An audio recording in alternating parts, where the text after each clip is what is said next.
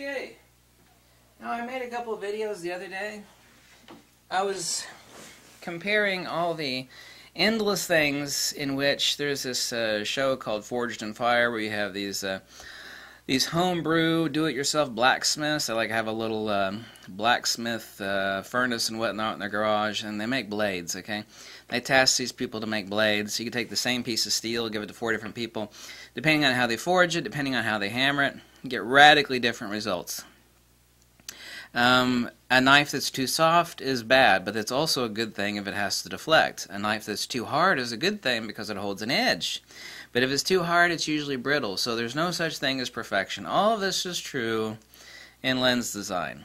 You know, a lens might look really good on the specification chart. And I just got done talking about this. This is a difference between... This is a neat little thing that none of you people learned in school or college. It is one of the million things that I know. This is one of the advantages of translating ancient Greek and ancient Prakrit, by the way, and Romanized Sanskrit. Yeah. That I learned that none of you people learn in school. Art versus artifice. Okay? This is an artifice. It's a radio. Okay? It's a construct of plastic and wires and copper. Now, if I have 2 of these radios, what's the difference between one and the other one? Well, they're the same radio. I mean, there's no difference. Yeah, well, the batteries in the other radio are dead. This one, what you do is, I could turn it on. That radio's got a soul. No, it doesn't. The signal is coincident to this radio that is tuned in. Okay? That would be the artifice of this radio, how well it tunes in a signal. There's no signal inside this radio. There are no little people inside your TV set. Art and artifice. Now, one of the things that they do at this blade maker show is they have 4 people. They eliminate out the 2 dumbasses ahead of time, and then they have the last 2 people make one sort of specific blade. They go home, they give them 5 days to make a blade, and they hammer on it and do whatever the hell they need to do. And they make it look pretty. At the end, when they get done sweating their ass off making this blade and beating on it with a hammer when it's red hot and quenching it, you know, they put some little stylized crap in there and they polish it up. And right before they go to test these people's blades, they go, now the artistry is one thing, the performance is another.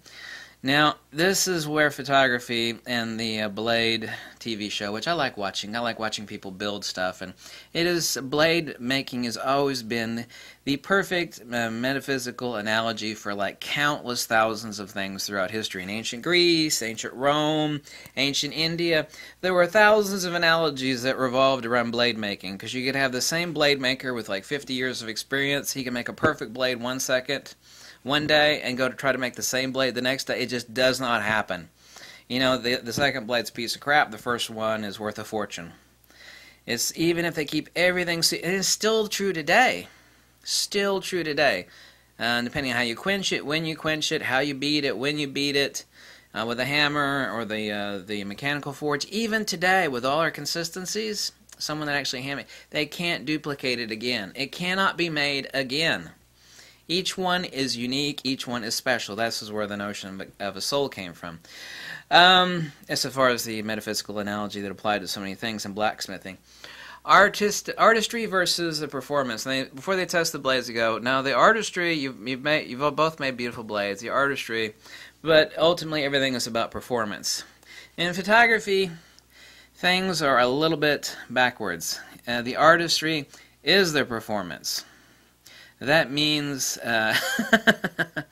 what are we talking about? We talked about the radio that has batteries in it that are good, and a radio that doesn't have batteries in it that is good. Art and artifice. That means the artifice of the construct that has within it the art to produce a certain... That is the performance. The performance is the artistry. The artistry is what? Performance versus artistry. Is there a difference in photography when it comes to a lens? Not talking about the camera, just talking about the lens. Specific lenses. Obviously, anything is valid in photography. Whatever you want is perfectly fine. Art versus artifice. The artifice of the production, one and the same thing as the art. The art is the performance. The artistry of that artifice, that construct of the lens, that is its performance. Their performance is the artistry. This is what people don't get. They judge a lens based upon specification charts. Well, it's an f1.4 100 millimeter, and it's got really high resolution, and chromatic aberration's really low. It's got no vignetting, basically. Distortion's really low. That's wonderful. You just described a dead, beautiful girl. Tell me, see, this is what people don't get. This is called nuance, okay? This is why art is ineffable. Everybody should know that word, ineffable, okay? They get into a lot of logomachy and they don't understand. No, ineffable. The je ne sais quoi of a particular artifice, the je ne sais quoi of the artifice of the lens cannot be demonstrated in its specification sheet. No. You see, photography is still an art form, and it will remain an art form. Unless, of course, you take crime scene photos, and you just want really sharp images of dead people and weapons and, like, bullet casings, and, you're taking pictures of reproduction work, you don't really care as long as it's really high resolution. Photography, some things in photography, some branches of photography, the artistry doesn't matter. Art versus artifice. In this case, as far as my analogy of the Blade Maker TV show, the artistry versus the performance. Well, the performance is the artistry in the case of lenses. This is what people don't get. It says right here it's got X amount of distortion. I looked at DxO mark, and it says this lens is really sharp. It's got virtual There's no such thing as a virtual megapixel, for one thing. That is a website for measure baiters. I know of not a single professional photographer, not a single one, that gives a damn what that website says. Not a damn. And I pointed you to the fact that some of these really skilled, old, rich, some of them are rich, not a lot of rich, famous photographers, but there's some. It's like, why are they using that old lens, that 60-year-old lens? They got lots of money and they're really famous. So, like, any lens manufacturer in the world would give them a free new lens if they, just all you have to do is just go out and shoot with it. People see that you're shooting with it and they'll want to buy it from us. Whatever lens that they want, they could get it for free. But no, they're using some 50, 60-year-old lens that hasn't been made in 30 years or so, or even more than that. Why is that person, they can get free lenses from anybody? Because the artifice of that lens has not been. This is like the old, so why the hell, we're so technologically advanced. I would like to ask you a question. We still, and this is a case, you could ask some of these people that are experts in Japanese swords, and I used to work at a place where we get in Japanese swords that were captured from World War II. Some of these things are absolute masterpieces. You could ask some of these people that are experts in Japanese samurai swords. There are still techniques that have been lost to the winds of time that we cannot. People collect them, they're worth a fortune. Well, they collect them because they're old antiques and they're really awesome. No, there are characteristics of certain samurai swords made by certain ancient masters that are so unique we still don't know how they did it. We still don't know how they made. We think we do. There's a lot of stuff that's called Damascus steel today, but if you ask an expert, a true expert in metallurgy and blade making, they will tell you we still have no idea how the old Damascus was made. We have no damn idea. We make stuff that looks almost exactly like it. We twist it, we fold it, and they'll stack metal, and they'll beat like 10, 20 layers of steel together, and it'll look like Damascus, but it doesn't have the same performance, it doesn't have the same qualities, doesn't have the same attributes. We don't know how they did it.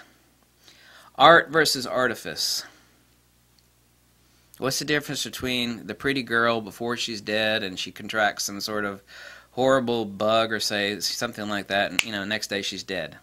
What's the difference? The quantification of the beautiful woman is exactly the same. She's just as pretty as she ever was, same height, same look, same everything. What's the difference between this radio and if I rip the batteries out? Well, the radio's the same. Yeah, but without the batteries, this radio has no soul. The actual artistry is gone. This radio is purely an artifice. It is a construct of metal and plastic and dials. Art versus artifice. The artifice is a specification sheet. Specification sheet won't tell you jack shit about how good a camera is and its performance, whether it overheats, reliable, the ergonomics of how it is laid out. The same is true of lenses.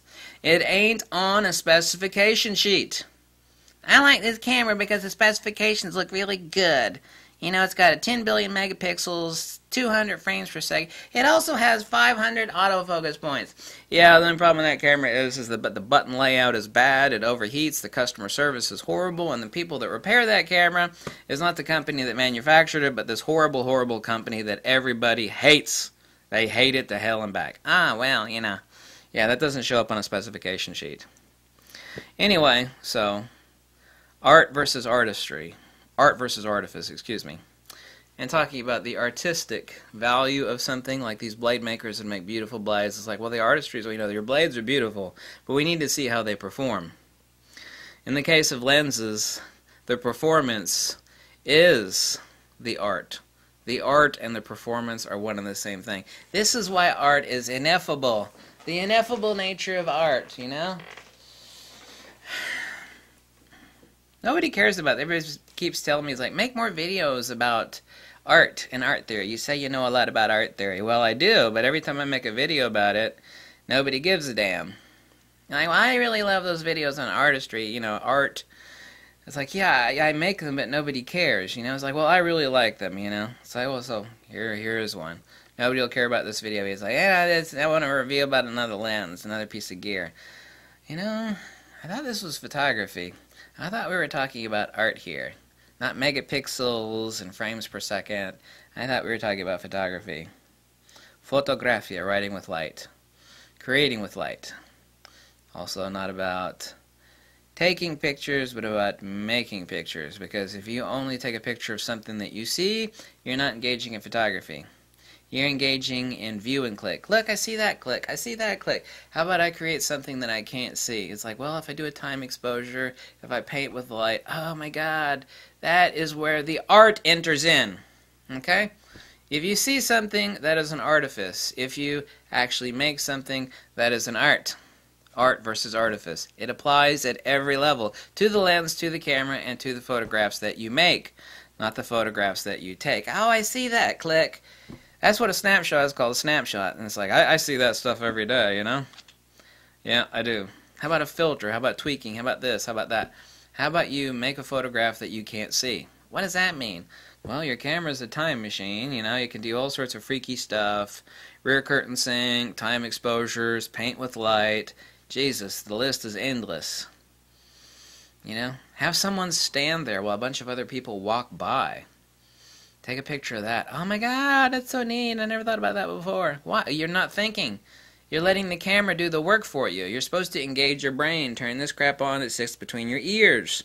The camera is here, bitches. That isn't the camera. The camera is here.